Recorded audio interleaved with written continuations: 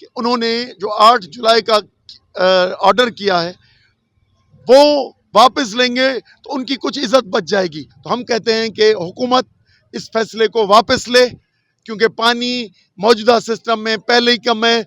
नई नहरें निकालना बिल्कुल हम किसी सूबे में भी, सिंध में, पंजाब में, किसी सूबे में भी हम सबके खिलाफ हैं कि कहाँ भी नहरें ना बने। महिरबानी करे मुल्क ऐं वफ़ा के नुक़सान न पहुचायो ऐं मुल्क जी भी सलामती चाहियो था। महिरबानी करे जीअं अॻु कालाबाग ते ज़िद ख़त्म थियो तीअं हिन करे महिरबानी करे 6 कैनालनि तां ज़िद ख़त्म करियो त जीअं सिंध जे माण्हुनि में इहा बेचैनी ख़त्म थिए।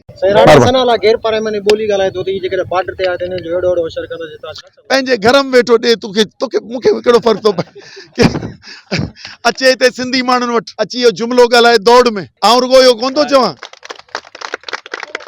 आउं रुॻो इहो नथो चवां जे कैनालनि जे हिमायत में हिते जेकॾहिं शहबाज़ शरीफ़ अची ते चवे तॾहिं बि चवंदा माण्हू त कैनाल समूरा